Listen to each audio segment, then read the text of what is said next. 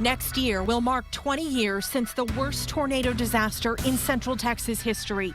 It was a living nightmare, the worst possible tornado, an F5, killing more than 24 men, women, and children in the Williamson County town of Gerald. That storm changed our understanding of a tornado's destructive force. But that change did not actually begin in Gerald. It started 27 years earlier in Lubbock, where I traveled to visit the National Wind Institute and see the research that could help you survive the next storm. The old-timers at Lubbock's Pancake House all have a story to tell over a countertop. In Lubbock County. The only remaining fixture from the original cafe. It was on about dark. It just started a tornado and just started wiping out everything. The building blew away May 11th, 1970. A lot of boom, boom, boom. Well, after it looked like a bomb went off. Along with it, 1,000 other homes and businesses, 10,000 cars and trucks, and 26 lives. And I said, Daddy, we got to get out. We got to turn around. You can see multiple tornadoes. Yeah. Daddy, we got to get out. And he said, Jimbo, we got to go save Mama and the girl. A rare F5 tornado.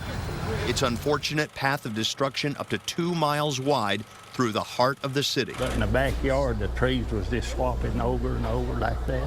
Winds more than 260 miles per hour, powerful enough to twist a high-rise downtown building. Evidence of the repair still visible today. There was always a rumor that a tornado never would hit Lubbock. Did you ever hear that? Yes, I believe that. But we don't believe it now. I don't believe it now. The very next day, research began at what is now known as the National Wind Institute. Research that's saving lives. 3, 2, 1.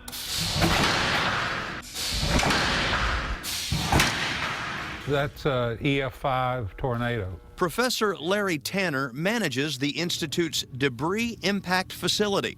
Housed at Texas Tech University, it is the world's leading wind damage research program. The research project fell out of the sky, and so they went to work trying to investigate the storm and rebuild our city. Quickly exposed the need to study how the damage, injuries, and deaths were caused and what could prevent them. But then they realized that's only, half of the equation. The other half of the equation is how are we going to resist all this debris that impales all of our structures.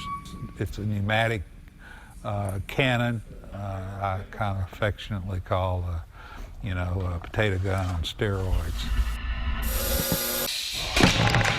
If that had been your house wall, even with a brick veneer on it, it'd gone through that wall.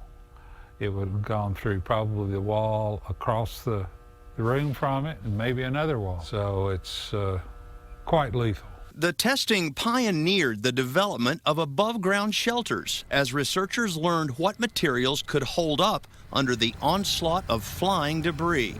But then came Gerald.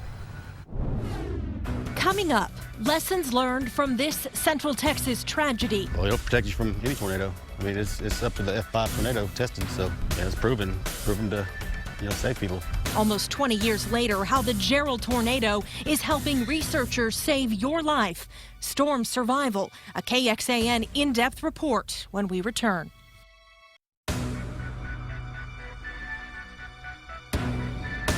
The science of surviving a storm.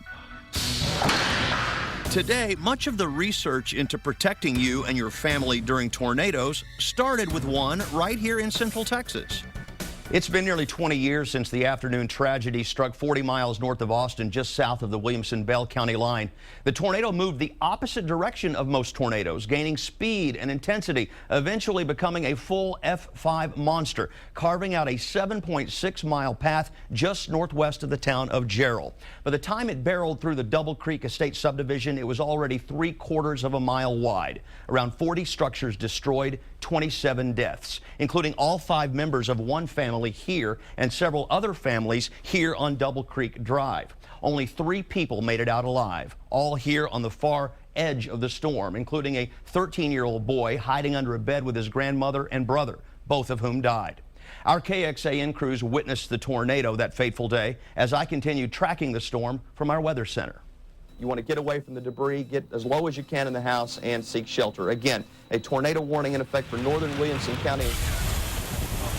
Anyone in the path of this thunderstorm, I would be particularly on the lookout for the possibility of tornadoes. May 27, 1997. Some experts say it's the most incredible tornado damage ever inflicted. Homes swept clean from their foundations. Even plumbing ripped from the bare concrete slabs. Cars and trucks ground into small pieces.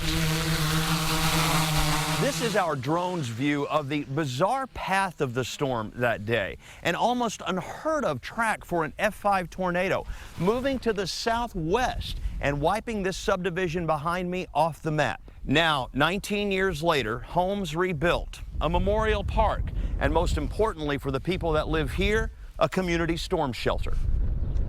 After Gerald, a renewed national interest in shelters and focus on the Wind Institute's work at Texas Tech. It reinvigorated their research. That pretty well set us in motion, and been saving lives ever since. And making surprising discoveries about safe rooms. Conventional wisdom has been, in a tornado like Gerald or Lubbock, you can only survive underground. Not so, say scientists here. They've been told for years and years that, well, this is an EF5. If you can't get below ground, you can't be safe, and that's just not true.